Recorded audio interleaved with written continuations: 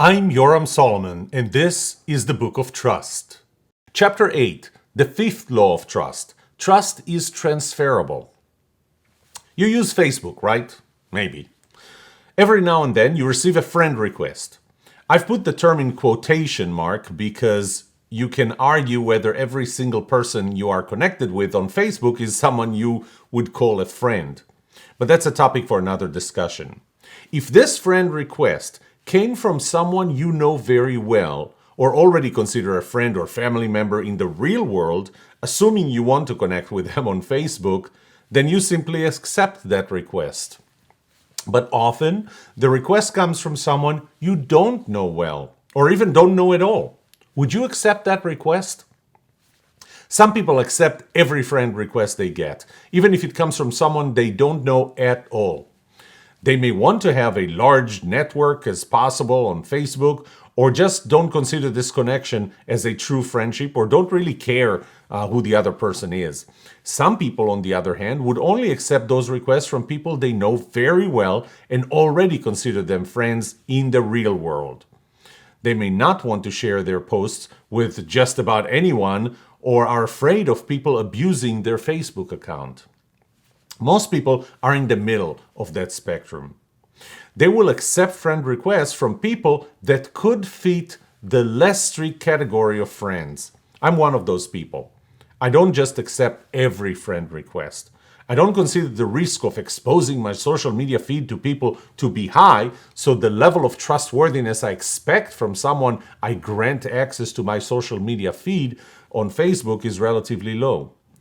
But how would I determine that? It's simple. Whenever I get a friend request, I look at the name to see if this is someone I recognize and would accept into my social network.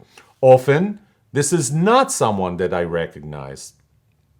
I then look at the line below their name. That line tells me how many mutual friends we have. If we have 0 mutual friends, and I didn't know that person before this request came in, I would likely delete this request.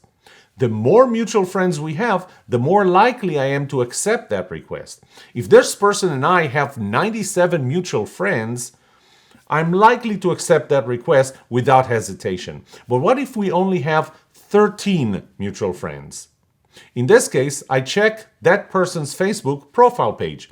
I will look what they typically post and see if this is someone who I share values with and thus could earn that minimal level of trustworthiness from me. Regardless, I also click on the friends on their profile page and then on the mutual friends. Now I can see who those 13 mutual friends are. Are those people I trust enough to allow myself to trust this new person requesting to be part of my network? After all, they trusted that person to let him or her into their network. Stated differently, the fact that enough people whom I trusted this person by letting him or her into their own network transferred to me enough for me to allow them into my network. The same applies when you want to hire a professional, plumber, electrician, etc., or get a procedure done by a surgeon. You look for a referral from someone who you trust, who will tell you whether they trust that other professional or surgeon. Let me generalize this. Person A trusts person B. Person B trusts person E.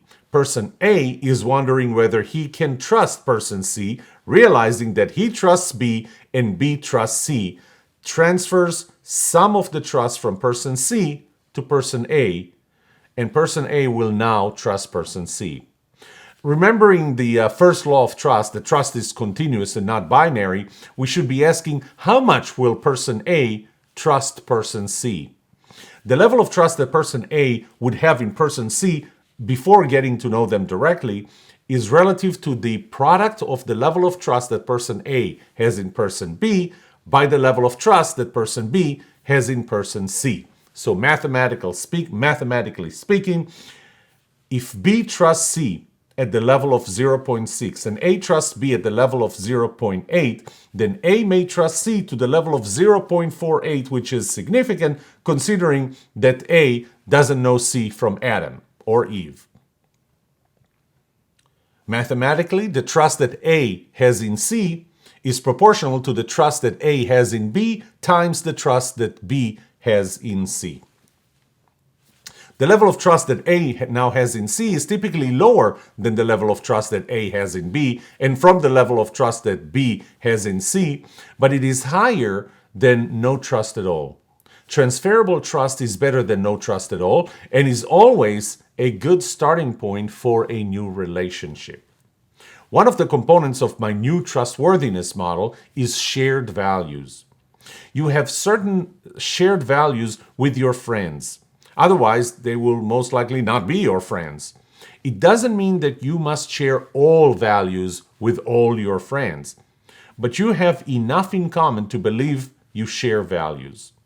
Typically, when someone sends you a friend request on Facebook and there are 36 mutual friends listed in that request, you would see some things that are common between the two of you, because they will likely be in common to you and all those mutual friends. In many of the mutual friends, if many of the mutual friends are members of the National Speakers Association, like me, I can almost guarantee that that person sending me a friend request is also a member.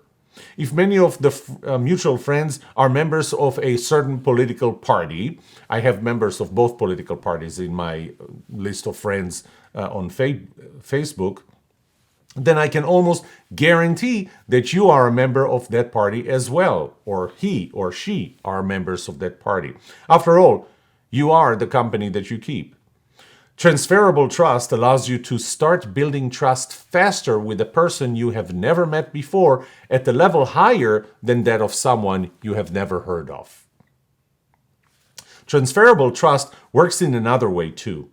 While I have held strategy development workshops in the past, I typically avoid them today as my focus is solely to work on trust development. But for the most part, my workshops and keynotes are on the topics of this book and derivatives from them. It's all about trust, because trust is the foundation for every relationship and every interaction.